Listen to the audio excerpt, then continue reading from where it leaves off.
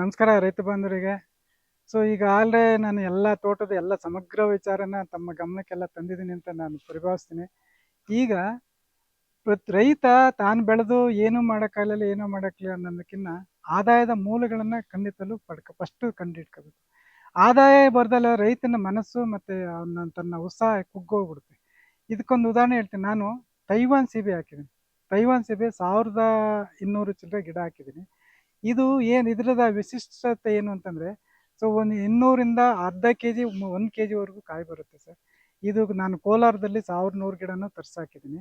ಇದು ಏನು ಅಂತಂದರೆ 7ನೇ ತಿಂಗಳಿಗೆ ಹೂ ಸ್ಟಾರ್ಟ್ ಆಗಿಬಿಡುತ್ತೆ. ಗಿಡ ನೆಟ್ಟ 7ನೇ ತಿಂಗಳಿಗೆ ಸ್ಟಾರ್ಟ್ ಆಗುತ್ತೆ. ರೆಗ್ಯುಲರೈಸ್ ಆಗಿ 1 ವರ್ಷ ಆದ ನಂತರ ಫಲ ಬರುತ್ತೆ. ಇದು ಫಲ ಸ್ಟಾರ್ಟ್ ಆದಮೇಲೆ ಮತ್ತು ಈಚುಗಳ ಒಂದು ಕಾಯಿ ಬಿಡಬೇಕು, ಒಂದು ಈಚನ್ನು ಬಿಟ್ಕೊಂಡು ಅದಕ್ಕೆ ಒಂದು ನಿಂಬೆಕಾಯಿ ಕಾಯಿ ಆದ ತಕ್ಷಣ ಕವರ್ ಹಾಕಬೇಕು.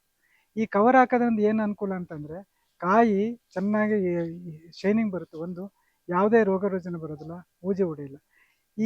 ಇದನ್ನು 1 ಎಕರೆಗೆ 800 ಗಿಡ ಇಡುತ್ತೆ ಸರ್.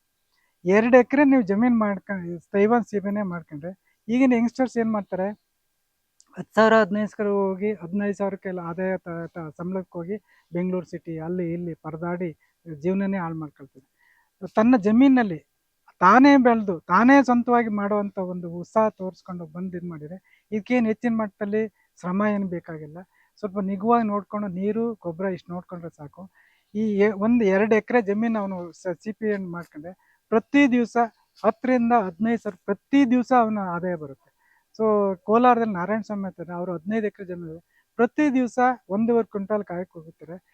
ಪ್ರತಿ ದಿವಸನೂ ಅವರಿಗೆ 1.25 ಲಕ್ಷದಿಂದ 2 ಲಕ್ಷವರೆಗೆ ಎವ್ರಿ ಡೇ ಫೈನಾನ್ಸ್ ಬರುತ್ತೆ. ಹೀಗೆ ನಮ್ಮ ಯಂಗ್ಸ್ಟರ್ಸ್ ಹುಡುಗರು ಏನು ಮಾಡಬೇಕು, ಎಲ್ಲನೂ ಸಿಟಿನಲ್ಲೇ ಹೋಗಿ ಎಲ್ಲನೂ ನಾನೇ ಎಲ್ಲ ಜೀವನ ಮಾಡ್ತೀನಿ ಆ ಸೋಕಿ ಬೀಳೋ ಬದಲ ತನ್ನ ಜಮೀನಲ್ಲಿ 1 ಎಕರೆ ಜಮೀನಿಗೆ ಹಾಕೊಂಡ್ರು ಕೂಡ ಸ್ವಾವಲಂಬಿಯಾಗಿ ಬದುಕ್ಬೋದಲ್ಲ. ಈ ಉದ್ದೇಶ ಇಟ್ಕೊಂಡು ರೈತ ತನ್ನ ಬದುಕನ್ನು ಅಂದರೆ ಯಾವುದೇ ಪ್ಲ್ಯಾನ್ ಮಾಡ್ಕೊಂಡು ಮಾಡಬೇಕು. ಸುಮ್ಮನೆ ಹೋಗಿ ಹುಡುಗಾಟೊಳ್ಳಿ ಮಾಡಿಬಿಟ್ಟು ಇನ್ಸ್ಪೈರ್ ಆಗ್ತೀನಿ ಮಾಡ್ತೀನಿ ಅಂತ ಹೋಗಿ ಎದ್ದು ಬೀಳೋದಿಲ್ಲ. ಬಂಡವಾಳನ ಹೆಚ್ಚಾಗ್ತಲೇ ಅದಕ್ಕೆ ತಾನೇ ಶ್ರಮಪಟ್ಟು ತಾನೇ ಖುದ್ದಾಗಿ ಅದನ್ನು ನೋಡ್ಕೊಂಡು ಹೋದರೆ 1 ವರ್ಷದಲ್ಲೇ ಈಲ್ಡ್ ಸ್ಟಾರ್ಟ್ ಆದರೆ ಕನಿಷ್ಠ 30-40 ವರ್ಷ ಈಲ್ಡ್ ಬರುತ್ತೆ. ಆ ಈಲ್ಡ್ ಬಂದಾಗ ಆದಾಯ ತನ್ನಷ್ಟು ತಾನೇ ಬರುತ್ತೆ. ಸಂಸಾರ ಸರಿದೂಗಿಸ್ಕೊಂಡು ತನ್ನ ಒಂದು ಕನಸಿನ ಭದ್ರತೆಯನ್ನು ಮಾಡ್ಕೋಬೋದು, ತನ್ನ ಕನಸನ್ನು ನನಸು ಮಾಡ್ಕೋಬೋದು. ಈ ದಿಸೆಯಲ್ಲಿ ಹೋಗೋದು ಒಳ್ಳೆಯದು. ಈಗ ತೈವಾನ್ ಸೀಬೆ ಇದನ್ನು ಮಾಡಿದರೆ ರೈತನಿಗೆ ಯಾವುದೇ ನೋವಾಗಲಿ ಸಂಕಟ ಆಗಲಿ ಅಥವಾ ಫೇಲ್ಯೂರ್ ಅನ್ನೋ ಕ್ವಶನೇ ಬರೋದಿಲ್ಲ ಅಂತ ನಾನು ತಿಳ್ಕೊಂಡಿದ್ದೀನಿ ಸರ್. ಇದು ಗಂಧದ ಗುಡಿ ಜನತಾ ಮೀಡಿಯಾ.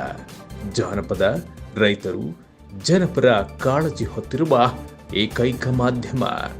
ಸಬ್ಸ್ಕ್ರೈಬ್ ಮಾಡಿ, ಪ್ರೋತ್ಸಾಹಿಸಿ.